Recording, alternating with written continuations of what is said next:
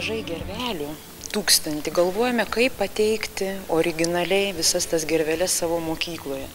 Na, o simbolizuoja instaliacija, tai Japonijos vėliava. Centre, kaip žinome, yra raudonas apskritimas, na, o išorė tai baltos skrendančios gervelės. Tai va taip norėjom tiesiog pateikti originaliai, netradiciškai sukurtą tą grožį.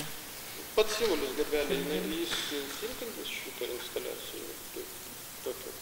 Gervelės simbolis tai skridimas, tai laisvė, tai palaikymas, tai bendravimas, bendradarbiavimas. Ir tiesiog tikrai įtakojo ir tiesiog mums pašnibždėjo, kaip galėtume mes pateikti visą šitą grožį.